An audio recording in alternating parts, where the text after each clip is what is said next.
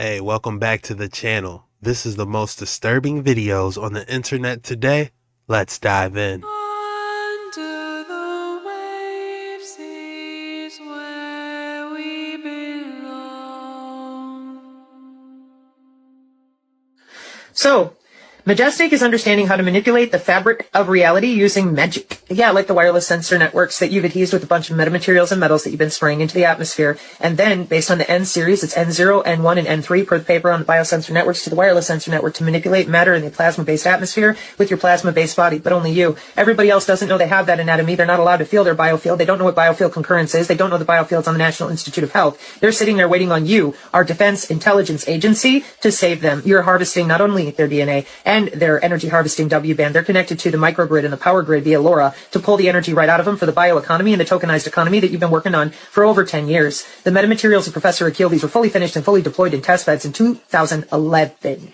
And so you've all been sitting here going to augmentation conferences, practicing with those air molecules to drive the drone with only your visualization and your thoughts since 2009. I have more papers now.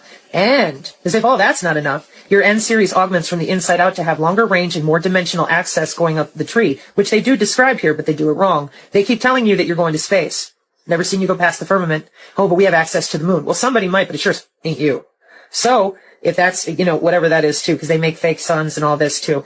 I don't want to get into it. I'm trying to leave that for other people to either talk about it or don't, because I'm really busy. But if you don't, Project Luna with NASA, when you log in, it says MRI. You guys are not in space. You have different equipment that's hovering around us, low Earth orbit, but you've had that since 1865. No problem. That's what UW Whitewater, I was there. I saw the HP Census, who helped you with your sentient world simulation research before they turned it into the global information grid in 2005 with the Killbox update, 2006. Those are the papers I've already loaded with the Joint Chief of Staff and the PDF on the global information grid in 2009. And then you come into SIPRNet, NIPRNet, and the 2014 Computer Weekly article with the drone warfare, network-centric warfare being a problem with the international community. And there we are. And then they talk about Obama and his people just whoever they want. They weren't talking about the sandbox. They're talking about your civilian environment. That's why Jade Helm was run in 2015 for on-the-ground logistics.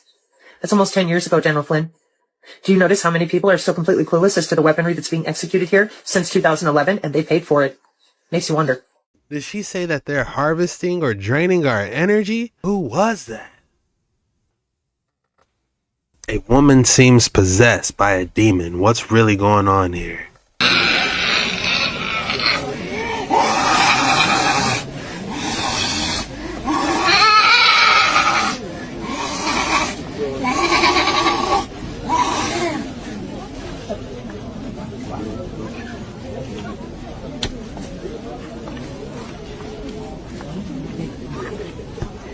What's really going on here? If you watch everyone in the back, they seem to be acting like this is normal, like they did this before. What exactly is going on here? Adrenrome. Adrenrome? What does it do? It stops the aging process dead in its tracks and forces it into retreat. But what is it? It is an extraction from a piece of skin that came from a young person far, far away, and they somehow figured out how to extract. It's foreskin from a Korean baby. I've had stem cells in the blood of a 2-year-old injected into my skin, and my face still looks like this. You need to be using fetus blood, Eddie. A little spritz of afterbirth, darling. Oh, yeah.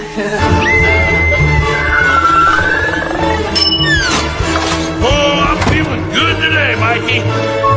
Yeah!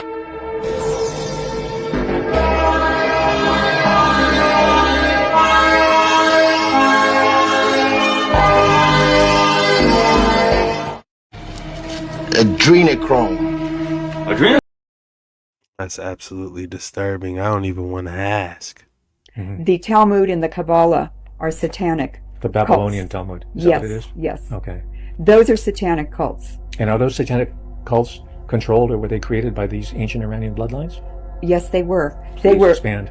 For instance, the Aldo Brandini is one of the ancient Iranian bloodlines. It's a famous Italian family. Mm-hmm. And Al is the, Dob is devil. Dini. The people of the devil. Yeah, the people of the devil. Wow. So they're definitely satanic. They're proud of it. They're open about it. We have a website, lorenmarais.info, and we have a Rothschild ball with photographs of the Rothschilds and their guests and members of their family doing satanic practices. This is the masked ball photos? The masked ball. And by the way, they're called Venetian masks, aren't they? Yes, they are. Right. Yes, yes. I keep seeing those weird looking masks, and now I know where they're finally from. It was from that ball they had. It looked like it was straight out of a movie, but it looks like that was something they did, allegedly. Okay, what we have here is a standard AC6H non-contact AC voltage detector. Now what this thing does is tell you where electricity is. For example, this wire is dead. There's no electricity because I had the switch off. If I turn the switch on, it now says there's electricity. See how that works? For instance, these wires are hot going to it.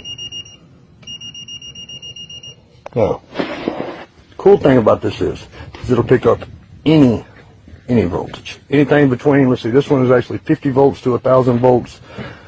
Category 4, 1,000 volts. So, here's the weird thing I'd like to show you.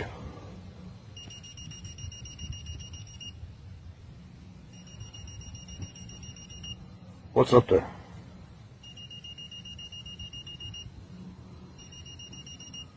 Okay, what we have here is a standard AC6H non.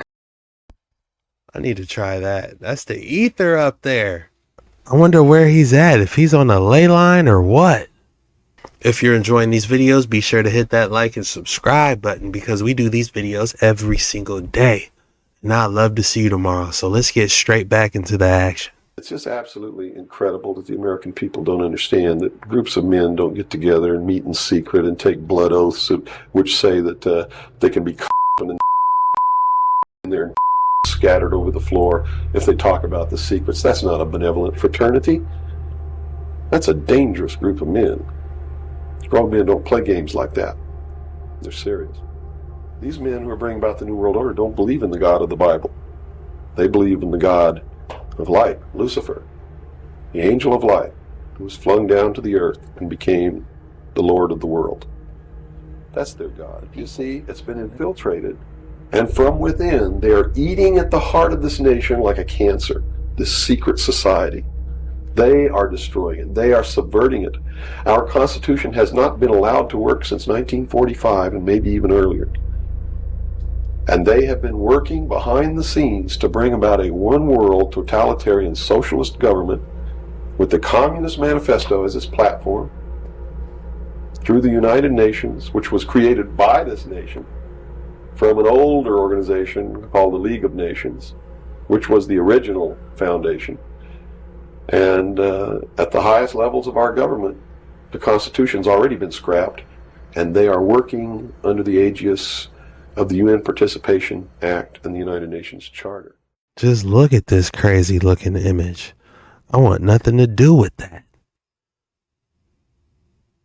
Ex-high-ranking Freemason and Satanic Priest exposes all about the Freemasons and surprisingly says in order for him to become a Satanic High Priest, he first had to become a Catholic priest. Wow, check this out. You had to become a Freemason because you can't get involved in Satanism on the hardcore level without first being a Freemason. That was my official shrine portrait, which they took as part of my initiation. I was ready to become involved in hardcore Satanism.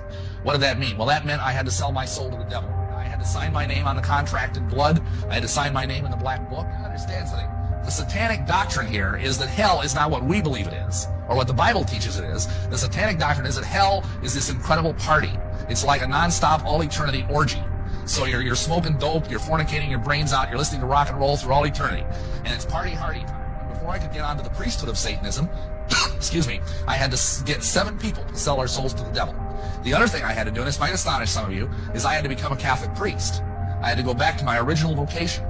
Because you cannot be a satanic priest unless, first of all, you're a Catholic priest. And if that surprises you, I just suggest that you go and you read some of the medieval literature. You'll see that that is in fact the case. If you know someone who's a Mason, or if you yourself are a Mason, realize that when you kneel at the altar of Masonry as an entered apprentice, and you take that oath, you are adopted into the family of Lucifer at that moment. Now, you don't probably know that, I did. But most people don't even know that. And as a result, if you're a Christian, mind you, there are pastors that are doing this. There are deacons that are doing this. There are countless Christian lay people that are doing this.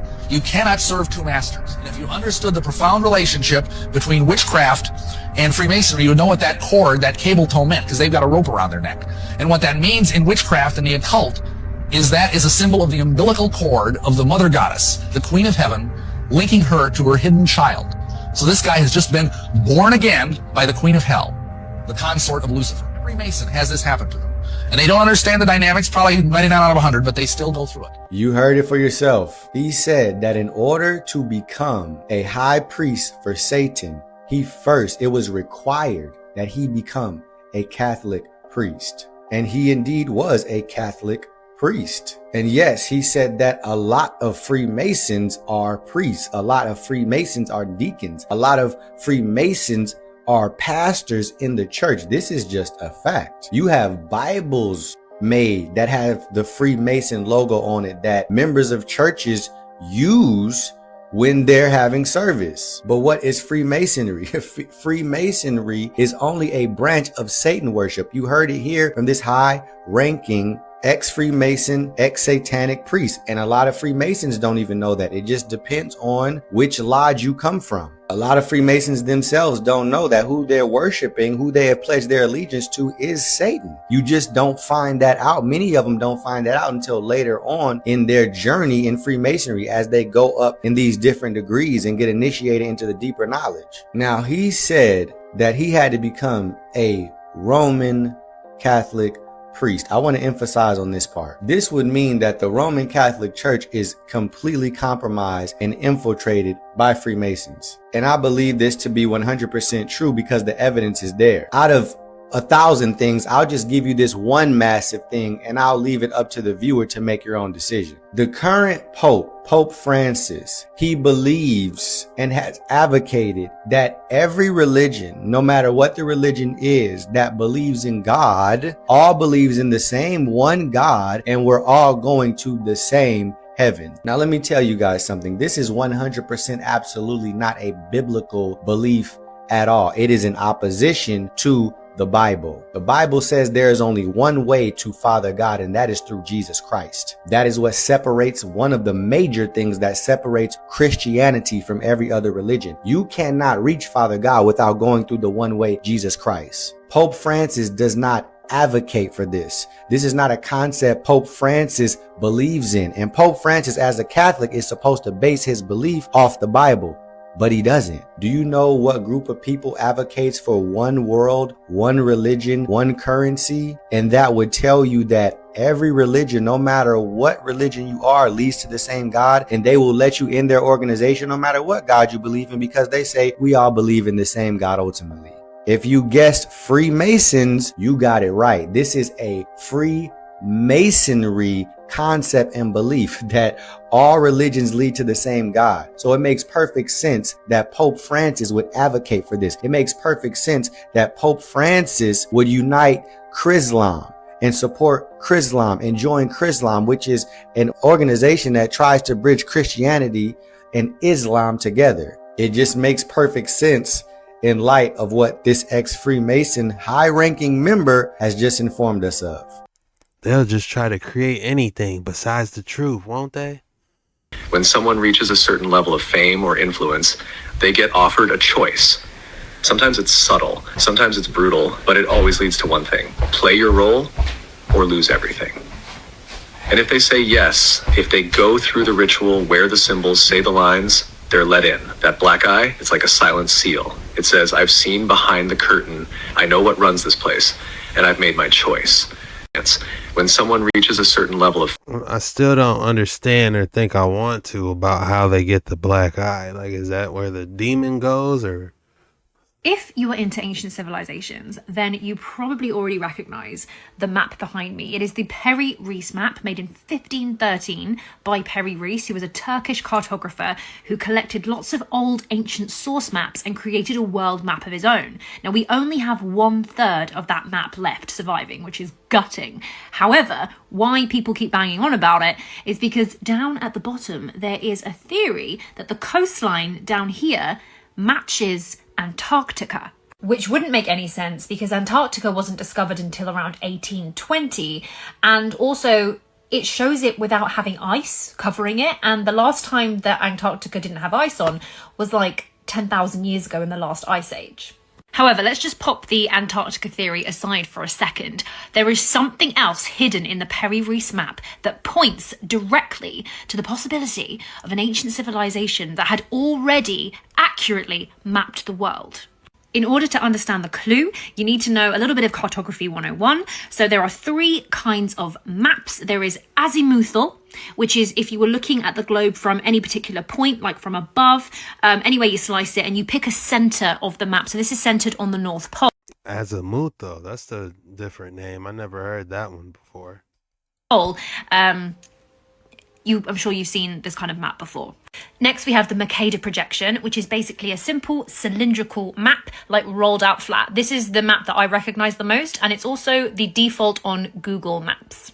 And the final one is a Portolan map. It kind of reminds me of like old pirate maps. These are projectionless, so they don't project anything outside of what we see here, and they use compass rose, little things here to help you like navigate around. So focusing on the Mercator source map, you can see that in the center, it's super accurate. And as the map goes to the top and the bottom, it warps drastically and you get a very different visual. So just for context, the amount of distance here at the equator and the amount of distance here at the Arctic is the same amount of distance. Both of these lines are 3,300 kilometers. Okay, so it stretches. Now here's where it gets really saucy. The two scale bars on the map are not the same length. The north one measures 73.7 millimeters and the south 70.6 millimeters. There is a 5% difference in the scale bars. But when you take this map and put it into a Mercator projection of a 3D globe, these two measurements match. That means in the real world, the north scale bar measures 1,956 kilometers and the south bar measures 1,965. That is only a difference of 0.4%. This is highly accurate mapping. That means that the ancient source map that this map was based off was an advanced mathematical Mercator projection that had accurate longitude, something that wasn't seen for at least another 300 years after this map was made. Well, I believe they used airships back in the day to help accurately map out a lot of those ancient maps we see. That's why they were so accurate. That's just my guess on it. This is an ancient city called Hegra in Saudi Arabia. And like many ancient sites that we see all over the planet, it is cut straight out of the rock. But you probably haven't seen these next ones. This is in Utah. It's in Kodachrome. Nobody knows how they were made or why they're there. That's Waffle Rock in West Virginia. Waffle Rock is 300 million years old and has that pattern on it. I've already showed you Kailasa Temple and the Barbar Caves, but these three are in Turkey. This next one is in Russia, and it is a contender for the biggest stones ever moved. It reminds me of the Sage Wall in Montana. It's called Gornaya Shoria. Some of these are even bigger than the ones in Baalbek, and they would be the biggest in the world if it weren't for the Yangshan Quarry in Japan. These are the turtleback tombs, carved out of the rock, huge megalithic stones all over the Imperial Fortress, and the Yonaguni Monument, which is natural. Some say it's a sunken city. There are these boxes in Egypt, and these boxes in Egypt, and this Scoopy obelisk that looks kind of like the casing stones on the Menkaure Pyramid, or the fortress walls at Sacsayhuaman in Peru. Who do you think made all these? While researching all of these places, I compiled a database of all of these sites, 118 of them in hidden history. To be honest, I think the mainstream narrative does not adequately explain those. You hear something spooky though? What about it? In 1884, Pope Leo XIII, they were doing mass at the Vatican Chapel, and then all of a sudden he just froze. And they said that his face went like white as a ghost, and he just stood there. It looked like in terror for 10 minutes, just staying very still. But he said after he just received a vision, and in this vision, there was two voices that were speaking to him, one being Jesus and one being Satan. Oh my gosh. Cool. And this is how the conversation went. In the guttural voice, the voice of Satan in his pride boasted to our Lord, quote, I can destroy your church. The gentle voice of the Lord said, you can? Then go ahead and do so. Satan said, to do so, I need more time and more power. Then Jesus said, how much time and how much power? Satan said, 75 to 100 years, and a greater power of those who will give themselves over to my service. Then Jesus said, you have the time, you will have the power, do with them what you will. It's like a Job situation. Yeah. God. So that was the last Pope Leo. Got that vision. Interesting. You hear something spooky though? What about it? I don't know if I can honestly trust anything they say. If you thought I didn't have an excellent specimen for you today, think again. Feast your eyes on this polygonal purple spherical fluorite with sugar quartz. This isn't a octahedral, it's a polygonal. I kind of wish I paid more attention about the different shapes, names like the octagon, trapezoid, because it sure come in handy about now, but we're going to learn about it anyway. If I had to name this piece, grapevine. So there was this group of women doing a study of the book of Malachi in the Old Testament. And they came upon the third verse in chapter 3, and it puzzled them. It said, he will sit as a refiner and purifier of silver. And they wondered what this statement meant about the character and nature of God. So one of the women offered to investigate the process of refining silver and then get back to them at their next Bible study. So that week, the woman called up a silversmith and was like, hey, can I come watch you while you work? And she didn't mention anything about why she wanted to do this other than her curiosity about the process of refining silver. So he agreed, and she went. And as she watched him, he held a piece of silver over the fire and let it heat up. He explained that in refining silver, one needed to hold the piece in the middle of the fire, where the flames were the hottest, as to burn all the impurities away. The woman thought about God holding us in such a hot spot. Then she thought again about the verse. He sits as a refiner and purifier of silver. So she asked the silversmith if it was true, if he had to sit there in front of the fire the entire time that the silver was being refined. He said yes, and he went on to explain that not only did he have to sit there, but he had to keep a very close eye on it, because if it was left a moment too long, then it would be damaged. The woman was silent for a moment, and then she asked, how do you know when the silver is fully refined? And he smiled and said, that's easy, when I see my image in it. So it's like a reflection. Oh my goodness, that was beautiful. That's all we have for today's video. If you made it this far, the code word today is Saturday Night Live. Please drop Saturday Night Live in the comments below if you made it this far. And I just want to say thank you for your support. And I can't wait to see you tomorrow. This was the most disturbing videos on the internet today. See you tomorrow.